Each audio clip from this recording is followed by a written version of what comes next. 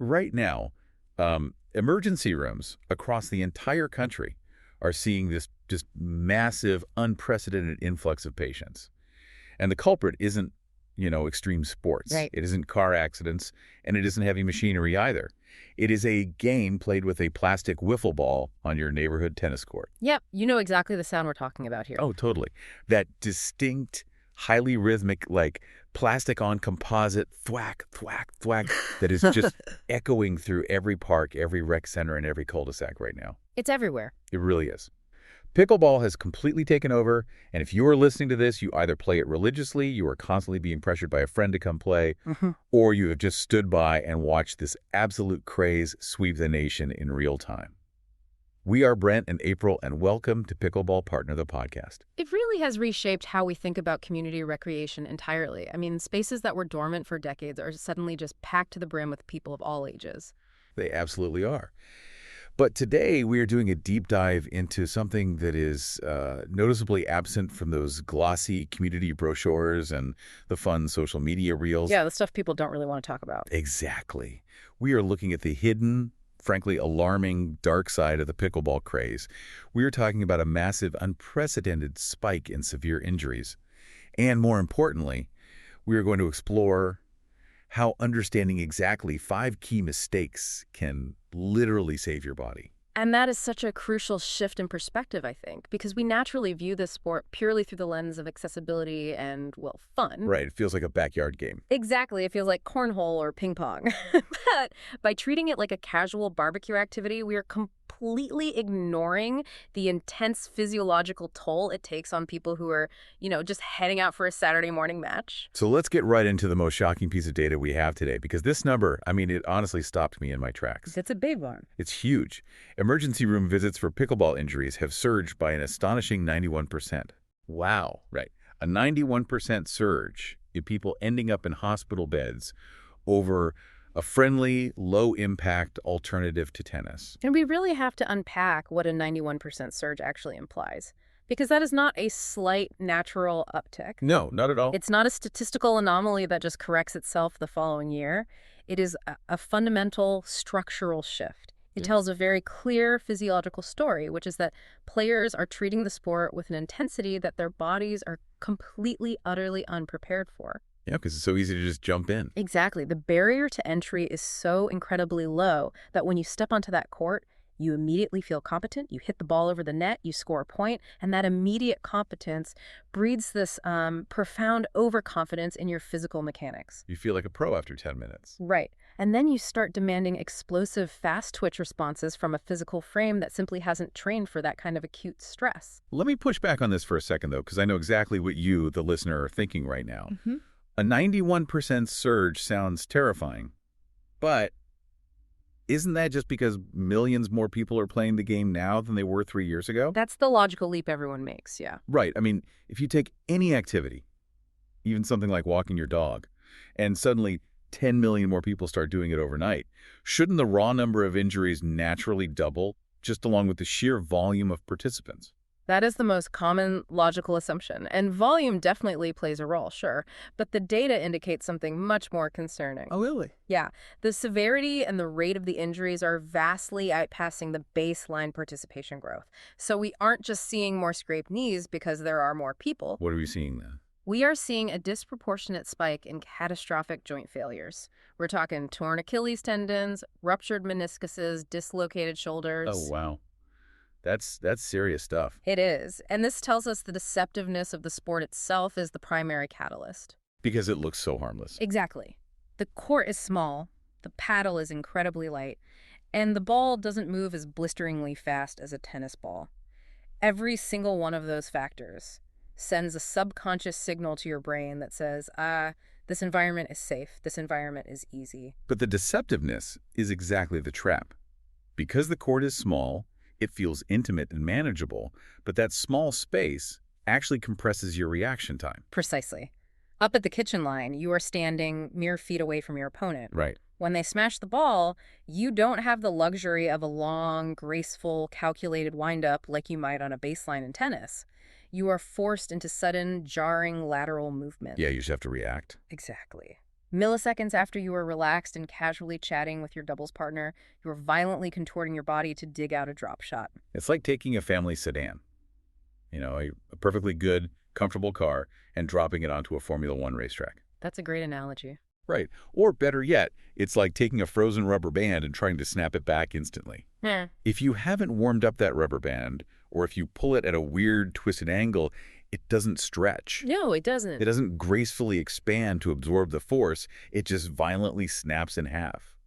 We're taking bodies that have been sitting in office chairs for 40 hours a week, dropping them onto high-friction concrete courts and demanding 0 to 60 acceleration. And your frozen rubber band analogy is biologically accurate. I mean, the fast-twitch muscle fibers in our bodies, the exact fibers responsible for sudden explosive movements and rapid changes of direction, they actually deteriorate, shorten, and stiffen when we spend our lives in sedentary postures. So sitting at a desk all day is literally freezing the rubber band. Exactly. When you sit at a desk, blood flow decreases and your connective tissues lose their elasticity. So when you ask that stiff, dormant, frozen system to suddenly execute a high-velocity lateral lunge, the tissue physically cannot elongate fast enough to accommodate the sheer physical force you're applying to it. And so it fails. Right. The tissue fails. Which means the data showing these injuries are driven by common technical errors. Completely reframes the narrative for me. How so? Well, we aren't talking about tripping over a random crack in the pavement, or a paddle mysteriously breaking, or just incredibly bad luck. We are talking about mechanical failures in how we, as players, are fundamentally choosing to move our bodies through space. Yes, and in the realm of sports science and biomechanics, the concept of a technical error is incredibly revealing. An injury on the court is very rarely a freak accident. It's not just bad luck. Not at all. It is almost always a mathematical equation. It is the mathematical result of the human body being in the wrong anatomical position at the exact wrong time while attempting to absorb or generate physical force. Okay, I need you to explain this math to me and to the listener like we are 5 years old. Because we naturally think of an injury as just an unlucky moment. How does a technical error mathematically guarantee that a joint is going to fail? Okay, let's look at the physics of your center of mass and your base of support. When you stand still, your center of mass is balanced safely over your feet. Makes sense. Now, imagine you lunge aggressively to your right to return a wide shot. Your center of mass has now shifted far outside your feet. If your foot is firmly planted on that grippy, high-friction concrete, and your torso is simultaneously twisting to swing the paddle... All that energy has to go somewhere. Exactly. All of that kinetic energy, the forward momentum of your entire body weight moving sideways at high speed, has to go somewhere. Energy cannot just disappear. So what happens? If your foot doesn't slide to dissipate that energy, that immense rotational force travels straight up your leg and isolates directly in the ligaments of your knee. Ouch. So my knee is suddenly forced to absorb the kinetic energy of my entire body, twisting at top speed. That makes me wince just thinking about it. It is brutal. And the knee is essentially a hinge joint. It is brilliantly designed to move forward and backward.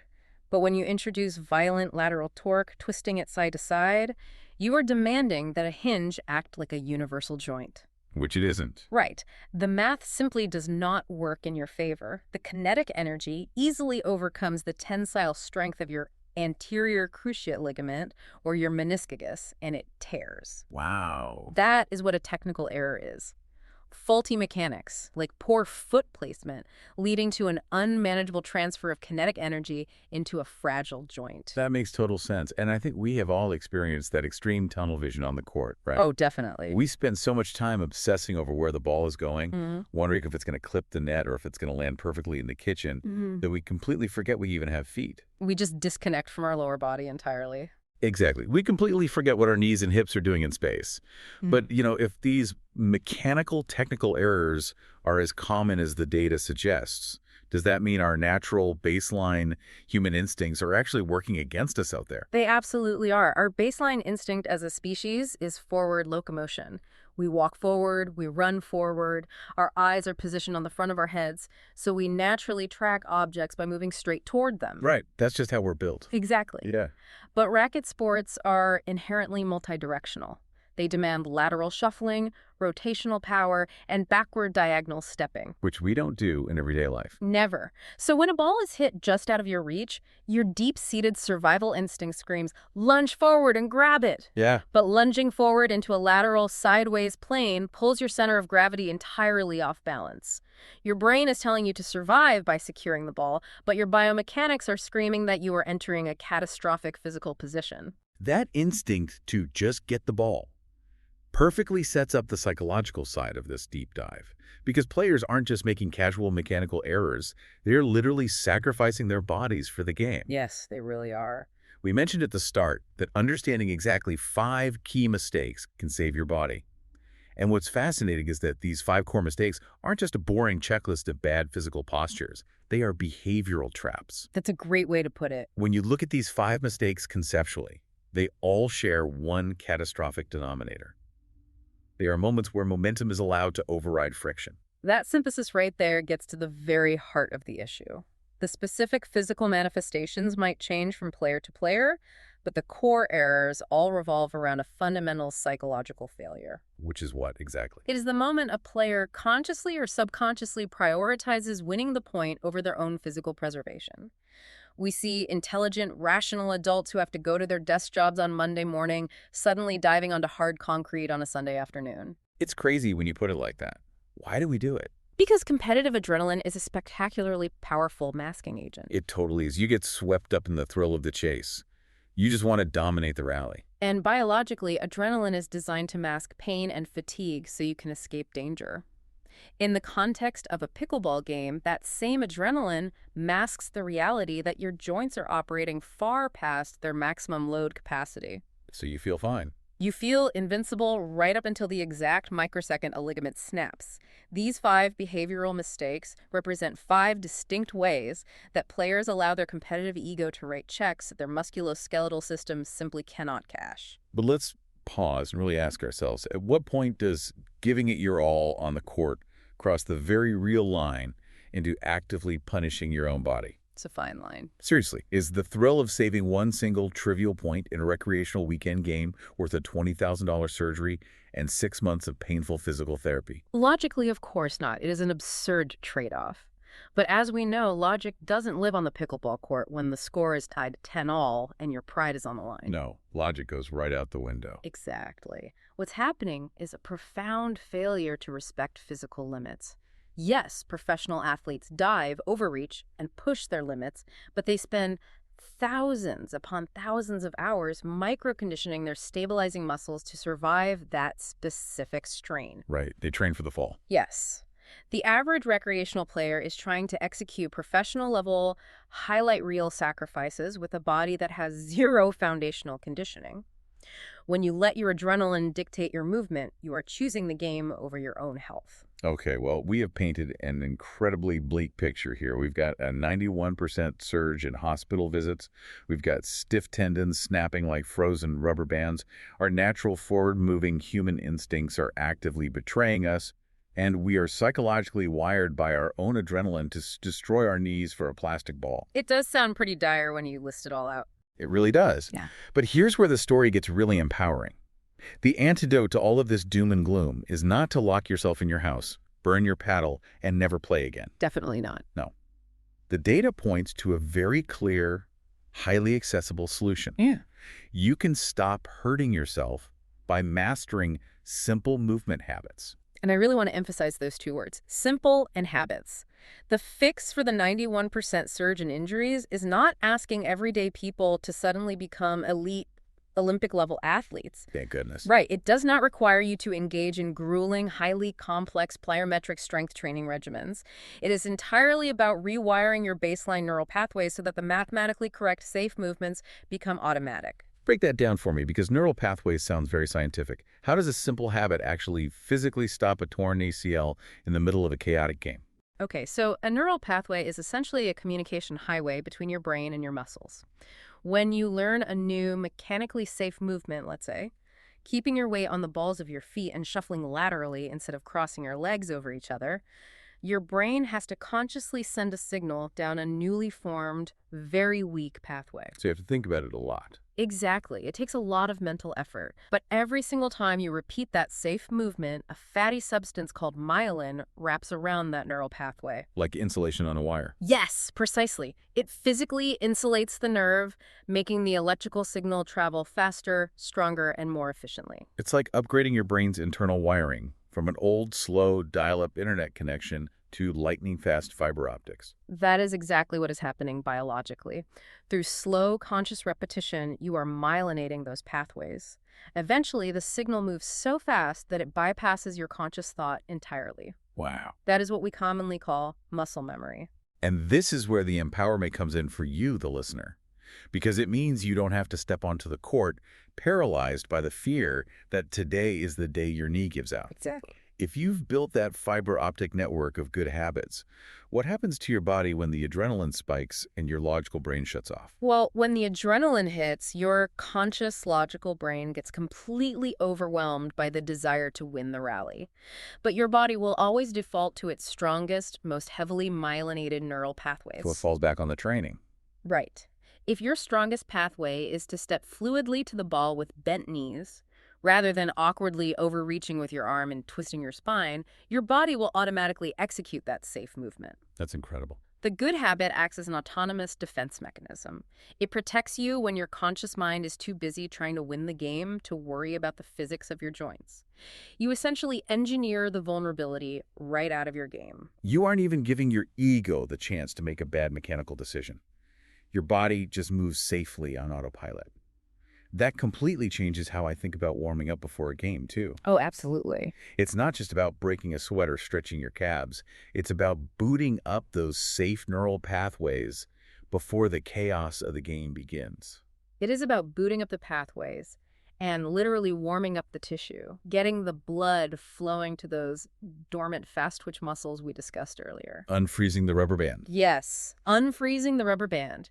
If you spend just 5 to 10 minutes lightly mimicking the exact lateral shuffles and split steps you are about to perform in the game, you bring elasticity back to the tendons. Makes so much sense. When you combine warm elastic tissue with strong, heavily myelinated movement habits, you drastically reduce your chances of becoming part of that 91% injury statistic. This has been such a massive shift in how we look at this seemingly innocent game. I mean, we started with the sheer shock of that 91% surge in ER visits, which really woke us up to the fact that this fun, casual sport has a very serious edge to it. It certainly does. We dug into the actual physics of why it's happening, realizing that the deceptively small court forces, incredibly compressed, explosive movements on bodies that are totally unprepared for it. Right, the math of the technical errors. Exactly. We learned that these injuries aren't just bad luck.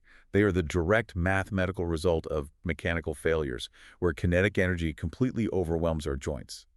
We broke down how our own adrenaline drives those 5 core mistakes, pushing us to sacrifice our physical health just to win a point. The behavioral traps. Yep. But most importantly, we landed on the ultimate fix. Taking control of our bodies by building heavily myelinated neural pathways through simple movement habits, ensuring that our bodies protect themselves on autopilot. Moving from a mindset of blind, adrenaline-fueled reaction to one of mindful, calculated movement is the true key to longevity here. 100%. It ensures that you can keep playing this game, staying active and engaged in your community for years to come without paying a painful physical toll. And I want to leave you with one final thought to really mull over before you grab your paddle and head back out to the courts. If mastering these simple movement habits is the absolute key to keeping your joints safe and keeping you out of the emergency room, imagine what fixing those exact same mechanical errors will do for your actual win rate. Oh, that's a great point. Right. Because a balanced, mechanically sound player who moves with efficient, calculated precision isn't just a safe player. They are an incredibly deadly player. Protecting your body might just be the ultimate competitive advantage. Thank you for listening to Pickleball Partner the Podcast, and we look forward to the next deep dive.